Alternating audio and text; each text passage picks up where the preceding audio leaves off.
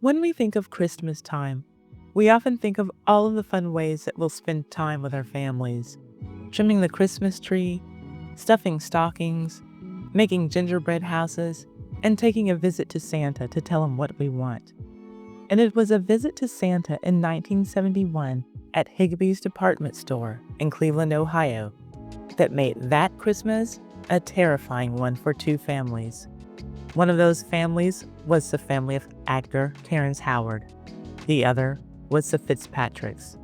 The father and husband of the Fitzpatrick family was killed by Terrence Howard's father while both families were waiting to see Santa. Let's get into it.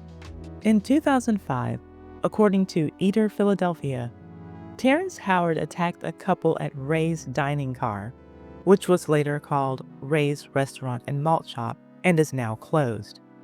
This information surfaced in 2013 after being suppressed by Terrence Howard's legal team for 8 years. Reportedly, Terrence physically assaulted Danielle DeStefano, yes, a woman, and Kevin Saffel over something that didn't seem like that big of a deal. The hostess started seating Danielle and Kevin.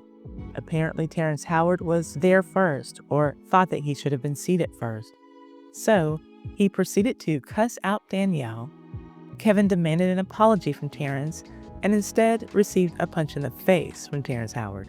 After Kevin hit the floor, Terrence then punched Danielle in her chest. Then he ran away from the scene of the crime. Police apprehended him close to the restaurant. The way in which that escalated from 0 to 100 so quickly sounds like a page from the playbook of Tyrone Howard, Terrence's father. Here's what happened as a story called Two Worlds Clash in Christmas Tragedy described it. Tyrone Howard and his victim, John Fitzpatrick, were basically described as polar opposites who would never have met each other had it not been for Christmas bringing them in each other's paths. John Fitzpatrick was a 36-year-old white man who lived in the suburbs. Tyrone Howard was a 21-year-old black man from the poorer parts of the city. On the Tuesday before Christmas, December 21st, 1971, both men had the same idea, to take their children downtown to see Santa Claus. And that is how they met, on the 10th floor of Higbee's department store, waiting in line to see Santa. The original report in the New York Times points out the differences in both of the men, so I'll do that for a little while for the sake of this story. In 1971, Cleveland was like a lot of other cities in the United States, becoming more racially integrated. And unfortunately, with racial integration also comes racial tensions. The palpable racial tension, plus the crime in the city, had made downtown Cleveland one of the last places where anyone wanted to shop. So, local business owners pooled their resources to raise $50,000. They used the money to help encourage the locals to come and shop downtown. The offer for shoppers was free bus rides. The campaign worked. Downtown Cleveland saw what was perhaps its biggest Christmas shopping crowd ever. And Tyrone Howard's family was one of the many to take advantage of that free ride. Quote, Mrs. Howard insisted that they go downtown with their sons, Tyrone Jr., Tony, and Terrence.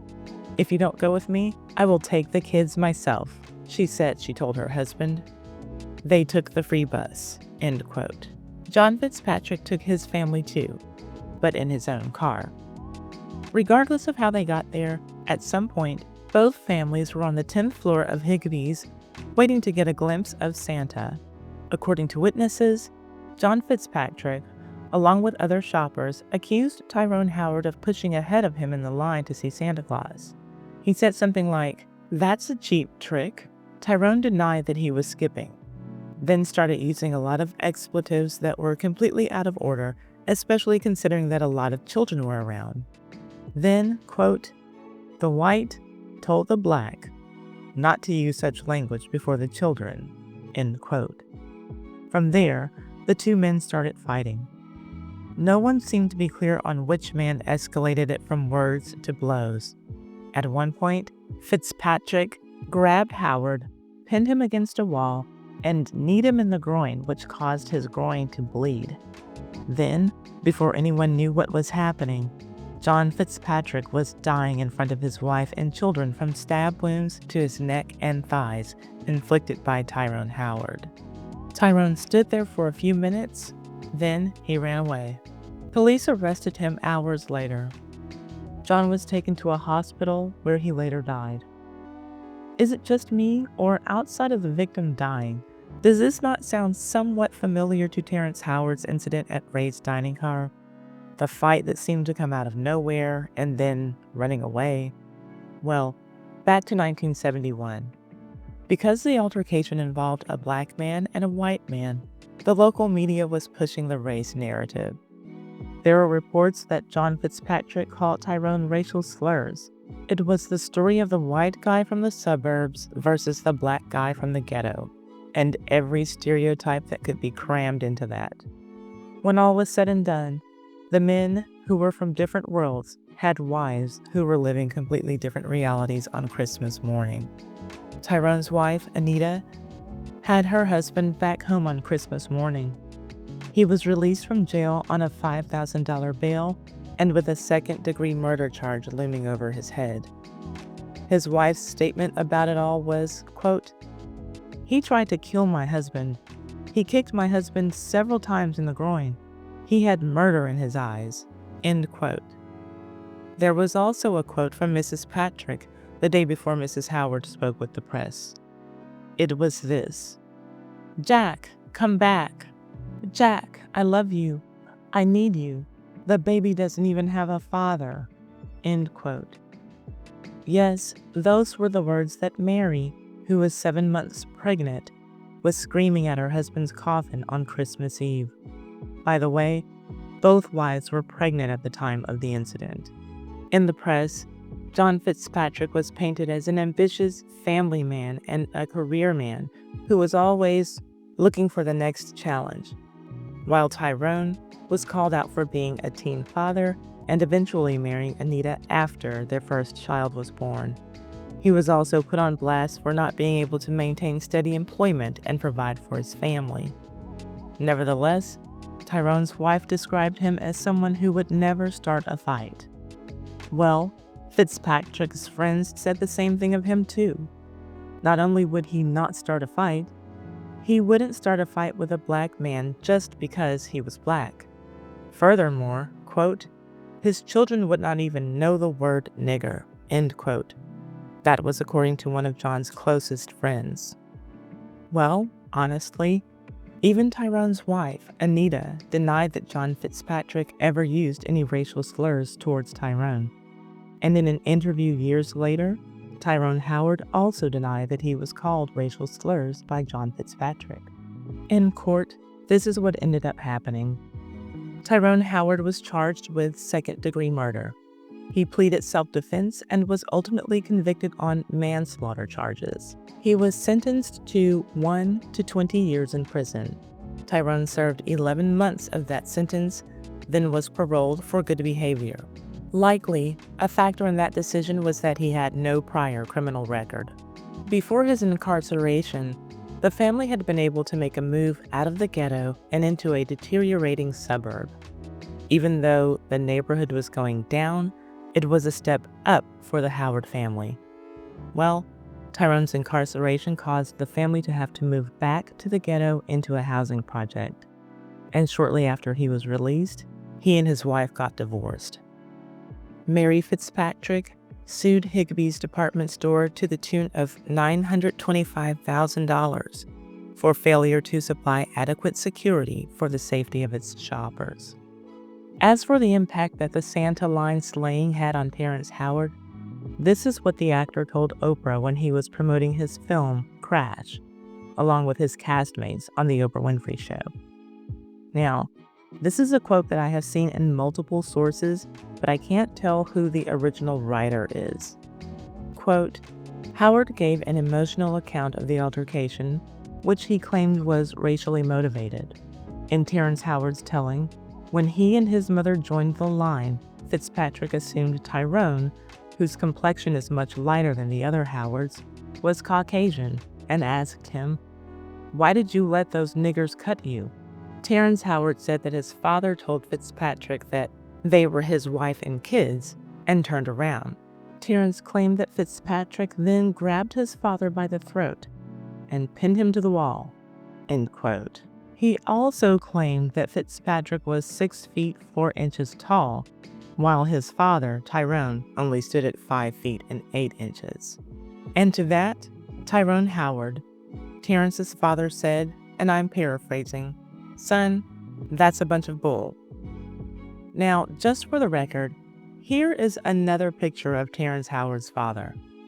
I don't know who in the world would look at this man and assume that he is white. Let's just start there. And apparently, John Fitzpatrick was not 6'4". He was the same height as Tyrone Howard, 5'8". But here's what Terrence's father had to say about the way that his son told the story to Oprah and her wacky-do audience. He told the Plain Dealer newspaper that the altercation was not racially motivated at all. Quote, "It wasn't nothing racial that went down. It was two men standing there, both of us acting like damn fools, instead of one of us taking the man's role and walking away," end quote. As Tyrone told the story, he said that he told his pregnant wife to sit down with Terrence while he and the older boys waited in line. About 45 minutes later, when they got close to the front, he called his wife to come and join them.